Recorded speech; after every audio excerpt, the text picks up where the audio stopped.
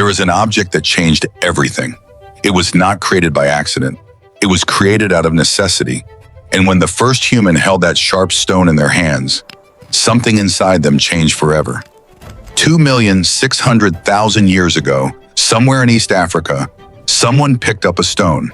They struck it against another and created the first blade. We don't know their name. We don't know their face. We don't know if they were a man or a woman. We don't know if they were young or old. We don't know if they had a family waiting for them. But we do know what they felt in that moment, because that chipped stone was not just a tool, it was power, it was fear. It was the first time a living being looked at something it had created and realized it could kill with it. At that time, humanity was not yet human. We were Homo habilis, the skillful man. But skillful at what exactly? At surviving, just that. Small, fragile, vulnerable, a little over 1 meter tall, weighing around 30 kilos, brains the size of a large orange. We lived in a world where everything was bigger, faster, stronger than us. Lions stalked in the shadows of acacia trees. Hyenas hunted in organized, brutal packs.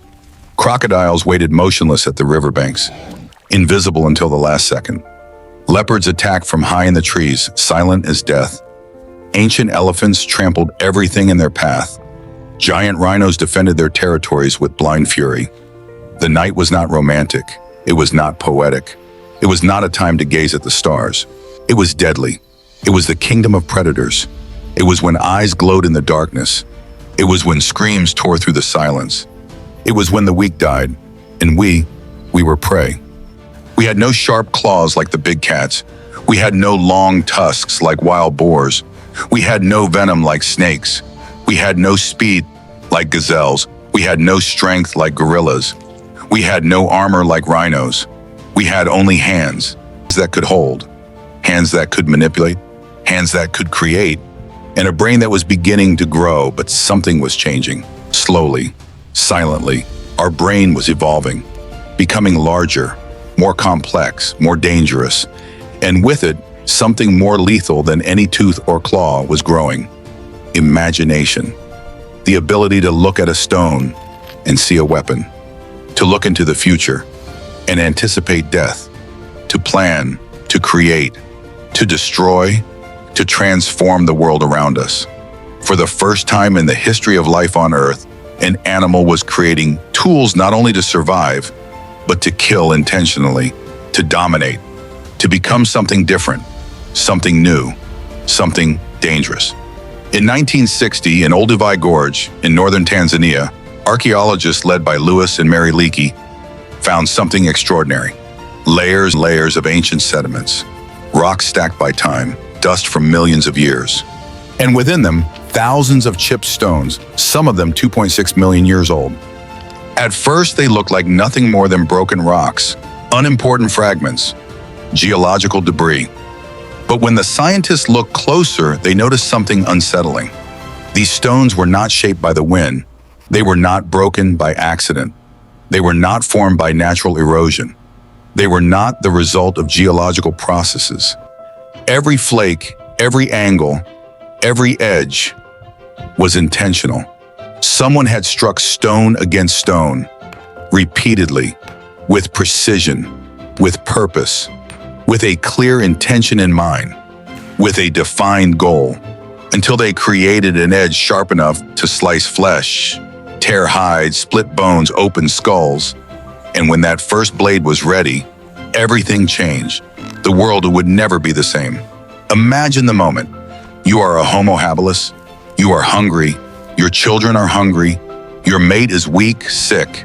It's been days since you last ate meat. For weeks, you've survived only on roots and fruits. You see a carcass in the distance, a new killed by lions. The predators have already eaten. They are gone, but the meat is still there, fresh, nutritious, life-saving. The difference between life and death, you approach carefully. You look around. You check if the lions have returned. You listen to every sound. You feel every movement of the wind. You get close to the carcass. You try to tear the skin with your hands. You can't. The skin is too thick, too tough. You try to bite it. Your teeth are not strong enough. You are desperate. Your children will die if you don't get that meat.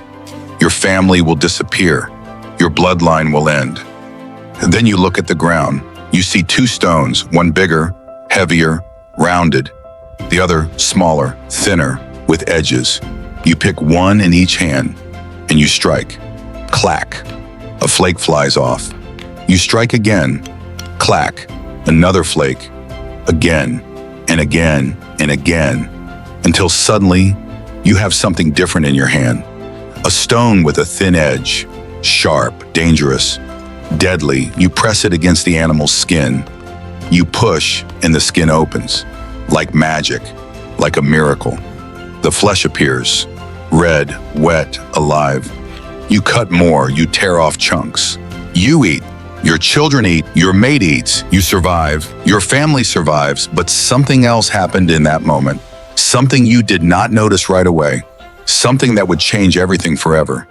You looked at that sharp stone in your hand, covered in blood, dripping red, and you realized that the same blade that cuts the flesh of a dead animal can also cut the flesh of a living one, can also cut another Homo habilis, can also cut the one standing beside you, can also cut your rival, can also cut you.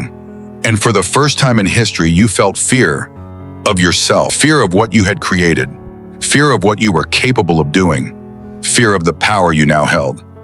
Before the chipped stone, fear came from the outside, from the lion circling the camp at night, from the crocodile waiting in the river, from the darkness that hid invisible predators, from hunger that killed slowly, from disease that consumed the weak. But now fear also came from within, from the other human at your side. The one who also had a sharp stone, the one who also knew how to kill, the one who also had a family to feed, the one who was also desperate, the one who, if hungry enough, might use that blade against you. The chipped stone gave us power, but it also gave us distrust, deliberate violence, betrayal, jealousy, envy, war. For the first time, a living being could plan the death of another. Not out of instinct, not in immediate self-defense, but by choice, by strategy, by will, by ambition. And that changed everything. That first chipped stone was the beginning. In the next 2 million years, we perfected the technique. We created larger blades, sharper, more efficient, more deadly, more specialized. We created spears to hunt from a distance, axes to fell trees and enemies, arrows to kill without being seen, swords to conquer territories, cannons to destroy walls, firearms to dominate nations, bombs to destroy entire cities, missiles to wipe countries off the map.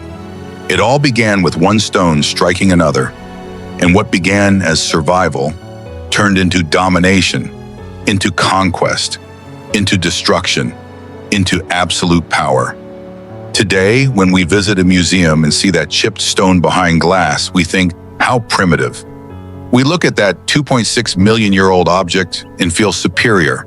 After all, we have technology, we have science, we have civilization, we have smartphones, the internet, artificial intelligence. But the truth is different. That stone is not primitive, it is our mirror. Because the same intelligence that created that blade is the same that created the atomic bomb. The same fear that was born that day still lives within us. The same distrust that arose when the first human realized another human could kill them still shapes our societies, still builds our cities, still defines our laws. The chipped stone taught us something we have never forgotten, that we are capable of creating and we are capable of destroying, that we can use our intelligence to survive or to annihilate, that we are at the same time the most creative species and the most dangerous. 2,600,000 years later, we still carry that stone with us, not in our hand, but in our soul. We are still afraid of the night, but now we are also afraid of each other. We still create tools to survive, but we also create weapons to dominate. And it all began with a stone someone chipped, a stone that gave us power. And that taught us for the first time to fear ourselves, because that first blade did not only cut flesh, it cut innocence, it cut trust, it cut the line between survival and violence. And since then, we have never been the same. The first blade, the first weapon, the first fear, and the beginning of everything that would come after.